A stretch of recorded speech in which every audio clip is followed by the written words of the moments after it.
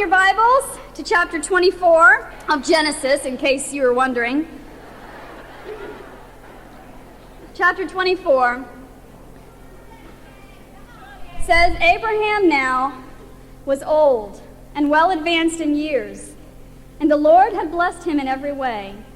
He said to the chief servant in his household, the one in charge of all that he had, "Put your hand under my thigh. I want you to swear by the Lord, the God of heaven and the God of earth, that you will not get a wife for my son from the daughters of the Canaanites, among whom I am living, but will go to my country and my own relatives and get a wife for my son Isaac." Abraham went to an incredibly radical, drastic method to make sure that Isaac had just the right wife. Incredible measures were taken to make sure that he didn't marry an ungodly woman. And, he asked the servant to make an oath, a covenant, a promise, that he would go and get a good wife for Isaac. And, I mentioned in my book talking about arranged marriages, and, we don't have those, although some people wouldn't mind an arranged marriage if it was a marriage. And how I'd like to maybe arrange a marriage for my kids and how they would feel about that, and they were just jumping for joy. But of course, in this situation, it was an arranged marriage. Marriage was not generally based on falling in love, but on political alliances, and in this case, a spiritual alliance, to make sure that the son of promise would marry someone from a godly line.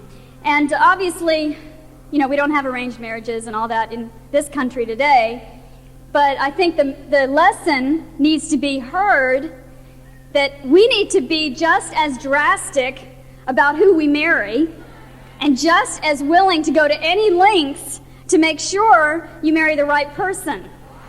And obviously, this includes not jumping into a marriage rashly and making the wrong decision that's going to live with you for the rest of your life. But obviously to make sure you marry a man who's godly. Make sure you marry a man who can lead you, and make sure that you marry a man who loves God more than anything else.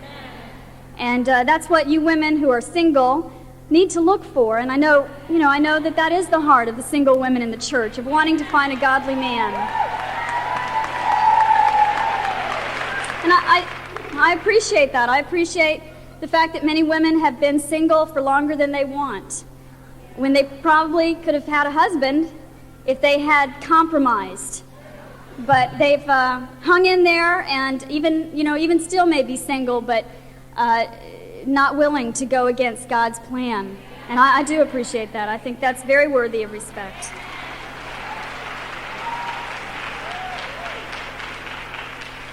The servant here, just so you know this, is most likely a man called Eliezer. And earlier in the book of Genesis, when God was promising Abraham all these descendants, Abraham had said, well, won't Eliezer, my servant, be the heir of all that I have? And God had said, no, it's going to be your son.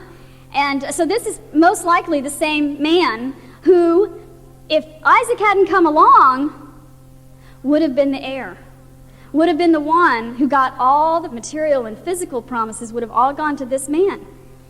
And yet, in this situation, he's not even named. I mean, we're assuming that's who it is, but here's a man who's willing to be a servant, and he's willing to have lost all his own goals and dreams and wishes and desires to serve his master. He's just a very admirable person, because he has the same kind of commitment to Isaac that Abraham does. He loves and wants to make sure Isaac has the right woman just as much as Abraham does. And that's, just a great servant who's that much a part of the family, wants to help in that way. I do want you to notice the things about him in this whole episode, which is, most of us have read this and are very inspired by Rebecca. Because what happened here is he goes off on the journey, he prays, he meets the woman, he takes her home, and and she is the wife for Isaac. But I want you to look at how he served and how he was willing to forget about his own needs, forget about what he wanted, but really serve another person and look out for their best interests. He's made the long journey to find this wife, and in chapter 24, verse 12, it says, "Then he prayed, 'O Lord, God of my master Abraham, give me success today, and show kindness to my master Abraham.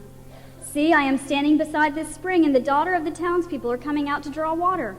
May it be that when I say to a girl, please let down your jar that I may have a drink, and she says, drink, and I'll water your camels too, let her be the one you have chosen for your servant Isaac. By this I will know that you have shown kindness to my master.'" It's great to see what happens here. After Abraham speaks to him and tells him to do it, he set out right away. He just got ready and went right away. Then he gets to where he needs to go, and the first thing he does is he prays. He wants to serve, but he doesn't rely just on his own abilities or his own wisdom or his own figuring out which is the right girl. He prays. And I love what it says here. It says, "Grant me success." And it's kind of cool to realize that God doesn't mind if we ask for success. It's not wrong to ask God to make us successful if we're doing something for him. And asking God for success in our evangelism. Asking God for success in our dating relationships. Asking God for success as we lead. Or asking God for success just in bringing people to church. It's fine. Do it. Pray it. It's a good thing. But he was so single-minded and he was so ready to serve his master. Later on, when he found the girl and he went to Laban's house and they said, well, give us a few days to help her and to prepare her and get her ready to go. And he says, no way. I'm going now. And his whole attitude is he wants his master to be satisfied. He wants his master to feel at ease. He doesn't stop for anything until he accomplishes his task. And then also, another great thing about this is what he said was he gave God the credit. He definitely admitted that it was God who brought him to the success that he had. And he saw the task through to completion. And all these things that happen with Eliezer are great qualities that we all must imitate as servants. All of us are servants in some way, shape, or form. All of us are serving one another. We serve our husbands. We serve our neighbors. But the question is, when you are asked to do something, what is your response? Is your response one of getting to it right away, praying about it, hoping for success so that you can serve this other person well, giving God the credit, being single-minded, being urgent? Those are the ways that we serve in the best capacity. And we need to have that kind of heart. I do think that just within the body of Christ, we are so blessed because we really do, I think, serve one another in great ways. And I'm so thankful for the people who just go out of their way to help me and help my family out. It's just incredible. I'm so grateful. And I mean, just the other night, I'd been a little sick and under the weather and was working on today, and a couple of sisters just brought over dinner. I didn't ask them, but bringing over dinner and things like that. I mean, I've had a lot of people helping me with this thing today, and great servants, and I appreciate that. But I still think, with all that said, it needs to go so much further. It needs to go so much further. There are so many times that women that I know, and myself also, are hesitant to ask. And sometimes people are hesitant to ask because they see your resistance. Just, okay, and I remember as a child when my dad would notice my resistance to my mother. And, the typical stuff, Kay, come set the table, or Kay, go clean up your room, or Kay, do this, or whatever. And right now? Do I have to? Can't my brother do it tonight? And my father would, at one point, he just kind of says, Kay, my mother was in the kitchen, and he sort of, Kay, When she asks you to do something, just say, "I'd be delighted."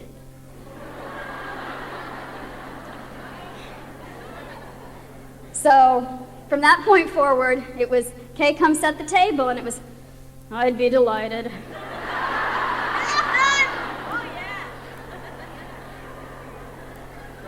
But I do think we've got to be women who love to serve, love to help other people, love to go after it, love to offer rides, love to babysit, love to run errands. I mean, just helping one another out.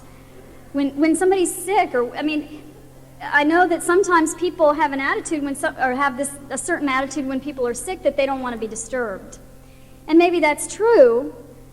But when somebody's sick, we've got to go after and try to help them, try to take food, take juice, take anything to encourage them, and not just, you've got to let them get their rest. It's funny, people are different about that. I know Randy and I are very different about sickness. When Randy's sick, he just wants to be left alone. He'll get in bed, he'll put the pillow over his face, close the shades, and shut the door, and just, he says very nicely, "Just leave me alone." He doesn't want anybody in there. He doesn't want anybody coming in saying, "How are you doing?" He doesn't want anything like that. He just wants to be left alone. I, on the other hand, when I'm sick, I want somebody to complain to. I get lonely, and I'll be lying in bed, and I even, Red and I talk about it. I just say to him, just ignore me. I just need to talk about it. And I'll go, "I feel so bad. Oh, my back hurts, my throat. Oh, I feel terrible. Oh, I'm so sick." Oh. And I just go on and on. He just listens, and, okay. But I just like to have company. I like to have somebody to commiserate with. So anyway, people are different, but we just need to love to serve one another. And I just want us to take it a step higher in the Boston church. I want us to look for ways that we can serve one another. Well, Rebecca, getting back to her, if you go back and read what happened, she did exactly what Eliezer had prayed for. She came out, offered to give him water, offered to water the camels. And that's no small task. Camels drink a lot, especially if they've been on a journey across the desert. They're thirsty, and they're big, and they drink a lot. And so carrying those big jars of water from the well to the trough where the camels would drink, and that's a lot of work. She's a hardy girl, and and not only hardy but beautiful. And so she was kind, she was initiating. She was the kind of person that didn't have to wait to be asked, really. He asked her for a drink, but then she offered to do the camels. She went the second mile. She's willing to do things that are difficult. And then, when she finds out who he is and what's going on, and he wants to go back right away, she says, "Okay, I'll go." And then she's leaving her mother, leaving her family, she's leaving everything, all her security. She gets to take a maid or two, but she's leaving everything. And she says, "Okay, I'll go now." Great qualities. And then later, when she meets up with Isaac, it says in the end of chapter 24, in verse 64, Rebekah also looked up and saw Isaac. She got down from her camel and asked the servant, "Who is that man in the field coming to meet us?" "He's my master," the servant answered. So she took her veil and covered herself. Then the servant told Isaac all he had done. Isaac brought her into the tent of his mother Sarah, and he married Rebekah. So she became his wife, and he loved her. And Isaac was comforted after his mother's death. What a wonderful love story. It's just beautiful. He's sad because he misses his mom, but she comforts him, and he loves her, and she's beautiful, and she's serving, and she's initiating, and this marriage started out on a very strong foundation. A very strong foundation. But all those good qualities that we see in Rebekah were misdirected as time went on. And we're going to see the downfall of a great marriage. Look at chapter 27. When Isaac was old and his eyes were so weak that he could no longer see, He called for Esau, his older son, and said to him, "My son." "Here I am," he answered. Isaac said, "I am now an old man and don't know the day of my death. Now then, get your weapons, your quiver and bow, go out to the open country to hunt some wild game for me. Prepare me the kind of tasty food I like and bring it to me to eat, that I may give you my blessing before I die." Now, Rebekah was listening. Wow. Another one of those, standing outside the tent, listening. She was out listening as Isaac spoke to his son Esau. When Esau left for the open country to hunt game and bring it back, Rebekah said to her son Jacob, "Look, I overheard." Can't you just see it? Listen. "I overheard your father say to your brother Esau," so forth and so on and so on. "Now, my son," verse 8, "listen carefully and do what I tell you. Go out to the flock, bring me 2 choice young goats so I can prepare some tasty food for your father, just the way he likes it. Then take it to your father to eat, so that he may give you his blessing before he dies." "But," Jacob said to Rebekah's mother, "but my brother Esau is a hairy man."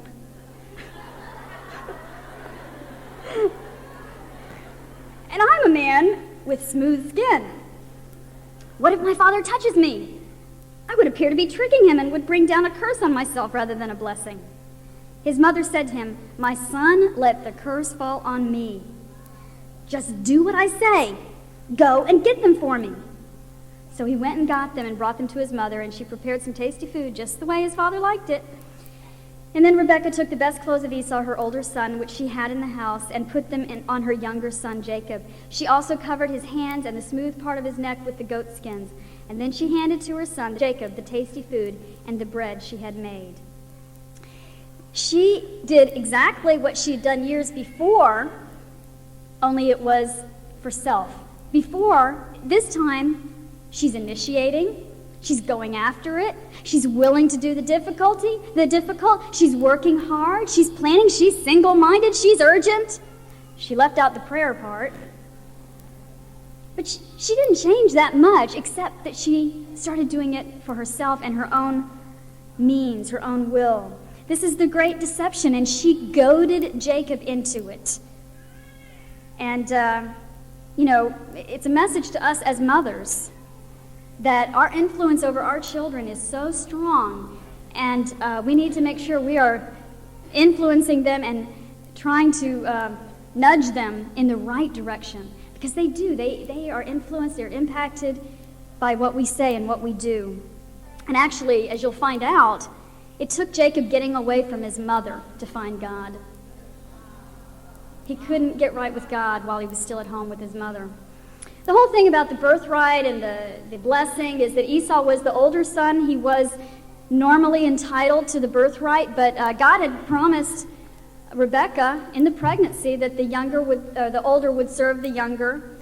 She had it in her mind that he would inherit the blessing. She liked Jacob better, and so she did her best to make sure it happened like that. And whether or not it would have happened like that without her help, I think God would have found a way if God wanted Jacob to inherit the blessing without her getting into sin. But, she wanted it that way. And, even thinking about the differences between Jacob and Esau, Jacob was a smooth man, Esau's a hairy. The contrast, I think of Esau as sort of, that guy in Braveheart, not Mel Gibson, but the guy with the red hair that they would throw rocks, and he's just, that's sort of an Esau. He's just burly and big and loud and, a real man. And then there's Jacob, and I don't know who to compare him to, but he's just a real sweet young man. He's the kind of guy that mothers like, because he said earlier, he stayed in the tents. He hung around the women folk. He's not a great guy at this point. And obviously you can see that from what happens in the future and what he does. But just the difference in those two guys is so amazing, and yet, and that they were twins. That's what's so amazing, is these guys were formed in the womb at the same time, and they turned out so different. And yet at the same time, I think about us as sisters and how we can seem to be so much alike and yet so different, and how, even with Jacob, how he seemed to be such a good guy. And yet, really, he was the bigger sinner. I mean, Esau's sins were, lack of self-control and just right out there. It's just, there he is. Jacob's sins were very insidious, very subtle. And, sometimes it's quick to point the finger at one person and say, they are really a sinner. You see their sins, it's really loud. And yet, even the quiet, nice people have a lot of sins too. We can see it easily in our neighborhoods maybe, certain families that are falling apart, or certain people that are on drugs or messed up with alcohol or whatever. Oh boy, they really have a messed up life. And then you see a family that just seems to have it all together. They're happy, they like each other, but you get involved, and I tell you, this is true. You start studying the Bible with someone, you'll find out about how the marriage was falling apart, how the kids don't get along with them. I mean, the Bible opens up the true person, and you see people for what they are. But this whole thing about Rebecca reminded me, too, of, just someone who was a mother who's so willing to do anything to get her son to succeed. And I thought about the woman in Texas a few years ago who hired someone to kill the mother of her daughter's rival. Remember that? The cheerleaders, and she said, well, if this girl's mother is killed, she'll be too distraught to try out for the cheerleading team, and so my daughter will get her slot. And they made it's a true story about this woman, and she was willing to do all this stuff to get her daughter ahead. We need to really be careful what we do to help our kids and make sure that we do it in the right way and not just go out and do what we want to do and really hurt our children. Look down in chapter 27 in verse 46. Just to continue the story of Rebekah.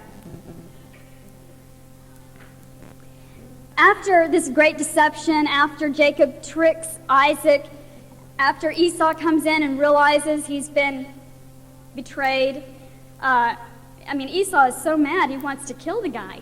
That's just how Esau is. He's just, I'm going to kill him. I'm going to kill him, Mom. I'm going to kill him.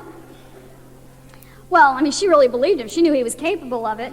So she wants to send him off, and she sends him off back to her family to find a wife. But she uses the excuse of, these women that Esau's married, I can't stand it. I want to send Jacob away. So Jacob gets sent away.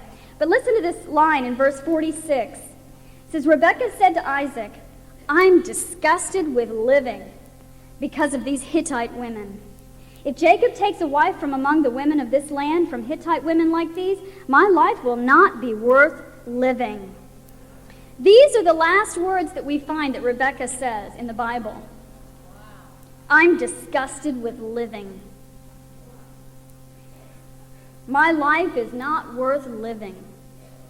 What a way to end out this wonderful story of Rebekah. And sisters, I want you to notice this because I want you to imitate Rebekah in her beginning years. But we have to be careful as we get older that we don't give in to self and start doing things for ourselves and start doing things our way and end up bitter, end up disgusted with living. There are a lot of women in this world that you can look at their face and you know they are disgusted with living. You can look at their face and see the bitterness in their lives. And many of the problems they've brought on themselves. Maybe not all of them, but many of them they've brought on themselves. And we've got to remember that because as we get older, it's easy to let the hurts of this life or the problems or the challenges make us bitter and just disgusted, where you get to the end of your life and you say, there's nothing here for me. I also want you to notice Esau in chapter 28, verse 6. Now Esau learned that Isaac had blessed Jacob and sent him to Paddan Aram to take a wife from there, and that when he blessed him, he commanded him, do not marry a Canaanite woman. and that Jacob had obeyed his father and mother and had gone to Padan Aram. Esau then realized how displeasing the Canaanite women were to his father Isaac. So he went to Ishmael and married Mahalath, the sister of Nebaioth, and daughter of Ishmael, son of Abraham, in addition to the wives he already had. It's just, to me, one of those little things of, you gotta, in a sense, feel for the guy. You know, he's got wives already, but he figured out, he's still trying to please his parents. He's a grown man, married. But he realized, my parents aren't pleased. And so in order to try to please his parents, he goes out and gets a wife more from the family line. But I think that it's a funny thing. You think that when you're grown up, you're married, and you have your own children and all that you won't worry about pleasing your parents anymore. But that's not the case. And all of us, I'm sure, to some degree or another, still grapple with this whole thing about pleasing our parents, just like Esau did. And there's nothing wrong with that in the sense of trying to make sure they're honored and happy and trying to do things that will please them. But when it takes the turn of us living our lives to please our parents, we just can't do that. And there are too many grown women who are still too attached to mama and daddy, who are still too willing to run home when things get hard, who won't grow up. And ultimately, our lives are lived that eventually we have to grow up and face adulthood and be what we need to be as disciples and stop worrying about pleasing mom and dad. But that whole desire to please has stopped people from becoming Christians. It's stopped people from growing as Christians. It's stopped people from going on the mission field. Because, what will my mother think? And, I understand this. Anytime something has come out in the past, a negative article, some persecution, some rumors, things come out on the newspaper or in the magazines or on TV, I have to admit, the first person I think about is my mother. What will my mother think? And one time in the Boston church, this was just a few years ago, and some of you remember it, there was something that was pretty big. I think it was the 2020 or one of those things. Anyway, and I knew my mother would see it, and I called her up, and I said, I just want you to know this is going to be on. And I said to her, I said, I wanted to tell you because I want you to know that it's there, and I don't want you to think we're that bad. And, my mother was very good about it. She was very understanding. Oh, yes, I know. And then after the interview, she said, Randy did so well. And she's just, she tries so hard to encourage, but I'm just telling you, we still worry about our parents. And we've got to live our own lives and make sure that we're not being influenced so much by our parents that we make wrong decisions. Jacob, his whole life was just sort of an aftermath of this big thing. His life, it can be typified by the words running, wrestling, and then finally reuniting. But he runs away from home, runs to Laban in chapter 29, verse 16. Laban had 2 daughters. The name of the older was Leah. The name of the younger was Rachel. Leah had weak eyes, but Rachel was lovely in form and beautiful. I think that's who the slide was about, actually. Anyway, weak eyes. I don't know. I don't get it. And it's so funny because, whenever somebody mentions Leah, Randy always says, oh, the one with the weak eyes. And I go, wait a minute.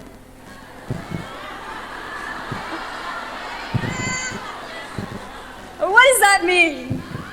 Am I the one with weak eyes? And, I don't think that's what I sure hope that's not what it means. I think it just means it would weaken you to look at her with your eyes.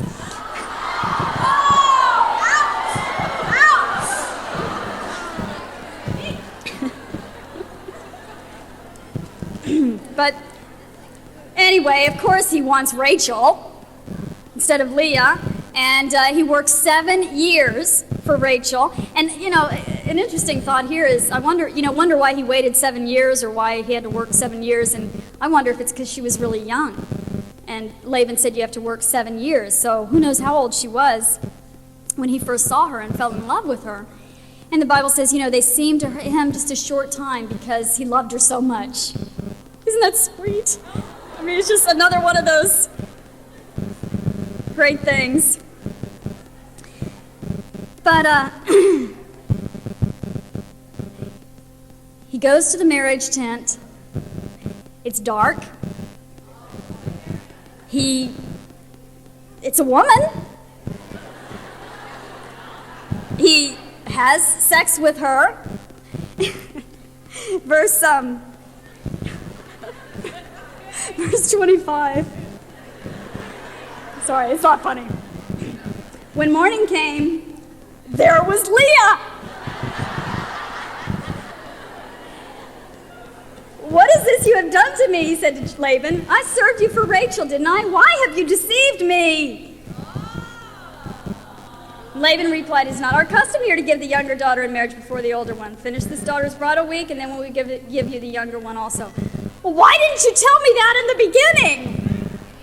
Well, he was deceived, but obviously, we get the application here that, the Laban principle of same situation. When he had been in the tent of Isaac, it was dark, not maybe dark really, but because Isaac couldn't see, it was dark. He was disguised, he deceived, and now he was being deceived. And we do have to realize that sometimes things happen to us, people hurt us, people do things to us. But if we remember that God disciplines every person, it helps us to deal with it. I mean, we've all had to be discipled and disciplined in ways that we have hurt others. God never lets people get away with sin. He doesn't do it. As Christians, he forgives us, and he, still will help us through it and all that, but he will not let us persist in a sinful attitude. He will eventually put us in a situation where we will learn, we will see how it affects other people, and we will be cut because we realize how much we have hurt God. And I hope at this point, honestly, I don't think he was quite there yet, but I think he was probably at the point where he was starting to open his eyes a little bit to his own sin, to what he had done and how bad it was. And the next several years between Leah and Rachel, by that point, he definitely is figuring out that he's made a mess of things. Just like the older was switched for the young, or the younger was switched for the older, he did the same thing with Esau. And then he has to live with these two sisters who can't get along. And they start naming babies after their bad attitudes.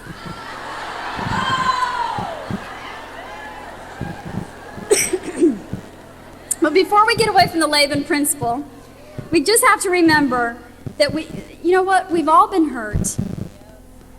And if we can remember that, God will take care of the person that hurt us, whether they meant to or not.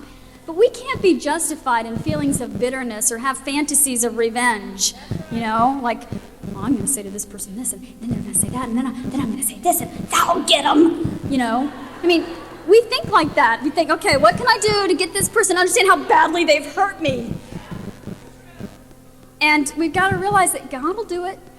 God will do it. Don't worry. And another thing just to remember here too, sisters, is that Jacob was always hurt by family. In the body of Christ, we are family.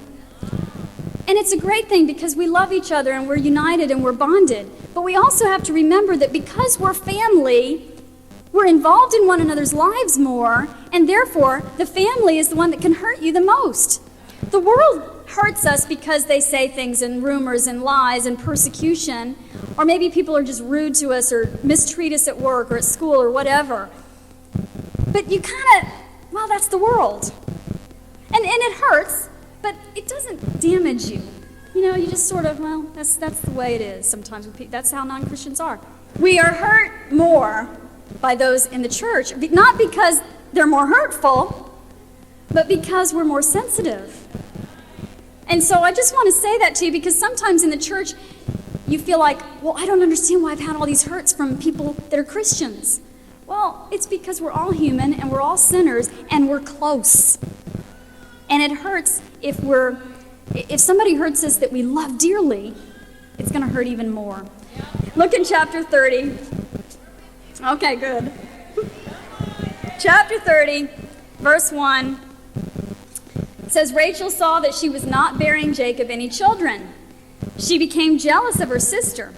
So she said to Jacob, "Give me children or I'll die." Is she a little emotional? Jacob became angry with her. He loved her, but he became angry with her and said, "Am I in the place of God, who has kept you from having children?" Rachel was expecting her husband to make her happy in ways that only God could. She put him in the place of God. Now, I have done this way too many times to my husband, of expecting things from him, expecting the fulfillment of life to come from him instead of from God. And I love my husband, and I feel like Randy and I have a superlative relationship. I'm really grateful for our relationship. I think we're doing awesome. But there have been times when I've looked to him to make me happy and to make me feel good about myself, when only God can do that. I've put incredible pressure on him, to do things or to say things or respond just the way I want him to respond. And I put him in the place of God, and I put demands on him. Do it for me! And he hasn't said it like that, but he's not in the place of God. And I think we need to recognize that with our husbands. Our relationships with our husbands are great blessings. They're awesome. They're great men. We need to love them. And there is a fulfillment, obviously, in having a great marriage. But the fulfillment of life will never come from your husband. And if you're unfulfilled, it's not his fault. Okay, so then, chapter 31, they try to get away. They get away from, and just a little aside here, Rachel and Leah, who were sisters, don't get along at all. Here are the two women who grew up together, probably loved one another. Now they're prideful, jealous, competitive, and it destroys their relationship. In chapter 33, they're running away from Laban. Laban went into Jacob's tent and into Leah's tent and into the tent of the two maidservants, but he found nothing. He's looking for his household gods. He's missing his household gods. Whatever that is, it's some kind of an idol. After he came out of Leah's tent, he entered Rachel's tent. Now Rachel had taken the household gods and put them inside her camel's saddle and was sitting on them. Laban searched through everything in the tent but found nothing. Rachel said to her father, "Don't be angry, my lord, that I cannot stand up in your presence. I'm having my period." So he searched but could not find the household gods. Now, if this isn't written for us today, I don't know what is. It's that time of month. And Rachel just sits on that little saddle in the tent, her little robe out flowing. So you can just see Laban kind of looking under pillows and blankets and shawls, and doesn't get too close to her because it's that time of month, And then he walks out of the tent, and Rachel, and I don't even know, honestly, maybe it isn't even her period. Maybe she just said that. But the point is that women have used that excuse for centuries.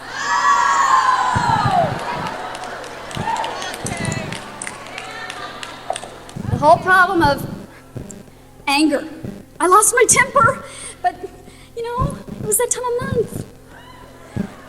Or I'm just really emotional, but it's that time of month, And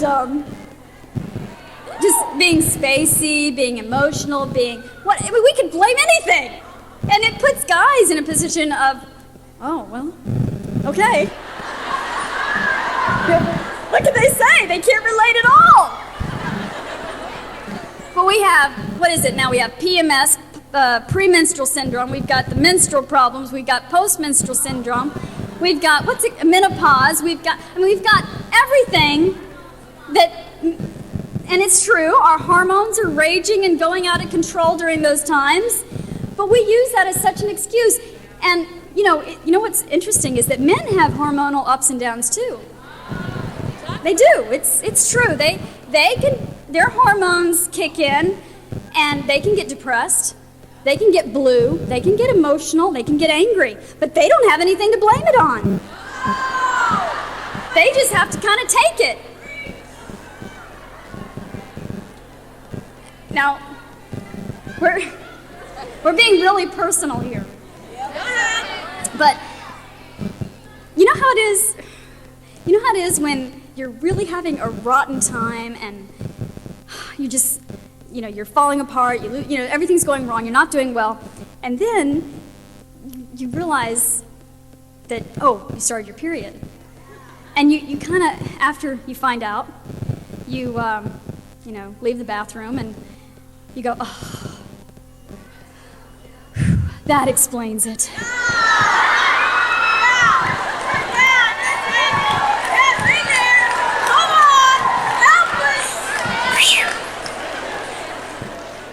That our period, our menstrual cycle, may explain why, but it will never excuse why. Sometimes we can, in all honesty, and I don't know how many times I've heard women say, well, I think it's because I'm starting my period. We hear that all the time, and it's okay, it's fine to understand this is why I'm feeling this way, and I think it's actually very good to understand. I'm feeling this way because it's hormones. I'm just sort of a basket case right now, but get under control, I'll be okay. It's not really me, it's my hormones. We can kind of, in the right sense, say, okay, this is why. But we can never use that as an excuse.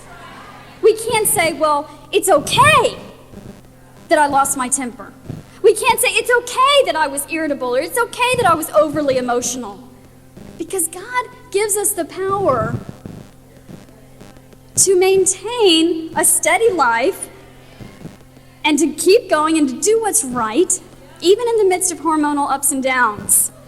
And I think we need to evaluate that when we start excusing things and just blaming things on our hormones instead of realizing that it's because we have given in to sin. We have given in to our weaknesses. Let's move on in chapter 32. Jacob is going back to meet Esau. And I love this prayer in chapter 32, verse 9. Jacob prayed. Of course, he's afraid. He's going to meet his brother that he cheated out of his birthright and the blessing years ago. He's scared that his brother's going to kill him. Verse 9, it says, Jacob prayed, O God of my father Abraham, God of my father Isaac, O Lord, who said to me, go back to your country and your relatives, and I will make you prosper. I am unworthy of all the kindness and faithfulness you have shown your servant. I only had my staff when I crossed this Jordan, but now I have become two groups. Save me, I pray, from the hand of my brother Esau, for I am afraid he will come and attack me, and also the mothers with their children. But you have said, I will surely make you prosper, and will make your descendants like the sand of the sea, which cannot be counted. This is the first time, really, that Jacob is just gut-level honest, gut-level real, with God and with himself. He's facing the most frightening challenge of his life, and he finally turns to God and says, I am nothing. I don't have anything except what you've given me. I know I don't deserve anything. I'm scared. And it's great to see how Jacob finally became a man who recognized his weakness, recognized his need, and implored God for help. And I think that, when you think about what he was facing life and death. But I think the application for us is just when we recognize the challenges that face us and the difficulties we've got to face and things we've got to go through, that we're looking at them, to go to God with this kind of heart. To go to God with this kind of appeal of being open, being honest with God. God, I don't deserve this. I know I have nothing but what you've given me, but I ask for your help. And sisters, that's the kind of prayers we need to be praying a lot. Because even though we're not facing a mean old brother coming to kill us, we're facing things. If we're Christians, we're facing things. If we're following Jesus, we're facing things because that's the kind of life it is. It's got its challenges. But in the midst of these challenges, we've got to turn to God and recognize that God is in control and ask him for help at all times. His prayer, I think, was so great and so moving because he realized how good God had been to him. He started, when I went over this river, I didn't have anything. I just had a staff in my hand. Now I have so much that it has to be broken up into 2 groups to travel. He realized how good, and it humbled him. It helped him. There's a scene in the show Les Miserables. At the very beginning, I could see this play a zillion times, and if I only saw the beginning 10 minutes, I could be happy, because it was so great. What happens in the very beginning is Jean Valjean is a criminal, and although he feels very unjustly treated, he is messed up. He got out of prison, but is basically still living a life of no good. And he goes to a priest's home and stays there. The priest feeds him, takes care of him. In the middle of the night, he sneaks out, but he takes some silver with him. He steals it from the priest. And then they catch him, and they bring him back to the priest. The police or whoever catches him, brings him back to the police, and the priest says, he's fine. He basically says, oh, look, you forgot to take this silver also. And he gives him more silver. And then, so he gets Jean Valjean off the hook. And then, after the police leave, he says, remember this, just that you have been bought for God. And he tells him to go change his life. And he does. Jean Valjean, it completely changes him. It humbles him. And I think that's how it is with God. I mean, sometimes it takes seeing the good that God has done for us to really humble us. It's not always seeing how bad we are, or, the punishment of God or the discipline of God, as much as it is, I see how good God has been to me. I see the blessings that God has given me. And Jacob had been through some rough times, but what was on his mind? The blessings that God had given him. In chapter 32, it talks about him wrestling with the angel. In chapter 33, we see the reuniting. Verse 1, Jacob looked up, and there was Esau, coming with his 400 men. So he divided the children among Leah, Rachel, and the 2 maidservants. He put the maidservants and their children in front, Leah and her children next, and Rachel and Joseph in the rear. He himself went on ahead and bowed down to the ground 7 times as he approached his brother. This is a humble guy. He is eating humble pie, as they say. But Esau, now listen to this, but Esau ran to meet Jacob and embraced him. He threw his arms around his neck and kissed him, and they wept. What a reuniting. What a reunion. I don't know if this reminds you of anything else, but I wonder if Jesus had this in mind when he talked about the prodigal son. What happened with the prodigal son when he came back humbled, realizing he didn't deserve anything, ready to be a slave in his father's house? And Jesus says the father ran to him, threw his arms around him. They wept. That kind of reunion. And, I love that story because it shows me that what Jesus is saying is God wants a relationship with you. He doesn't care where you've been. He doesn't care what you've done. He wants a relationship with you. And I think that's how Esau felt. He wanted a relationship with his brother. And to remember that in all that we've been through and just in the midst of our lives, that God is willing to run to you and put his arms around you and take you in. We've got to remember that about God and about our relationship with him. In the end, Esau and Jacob had to go their separate ways. And then later on through the centuries, there is a tension there. In fact, the whole book of Obadiah is written to the descendants of Esau, the Edomites. And there were all kinds of difficulties as centuries went on when Jacob's line of descendants was doing bad spiritually. The Edomites sort of scoffed at them, and that's what the book of Obadiah is about. But I want you to think about Jacob as a man who wrestled with God and overcame and became what God wanted him to be. That's the good thing that we can learn from Jacob, and that's what can give us hope in the midst of him just blowing it royally and really being kind of a, not too nice of a guy. He finally got right with God, and he realized that his life could be one of victory and not one of defeat. We've got to be women who wrestle and who are reunited with God so that we can serve him in great ways.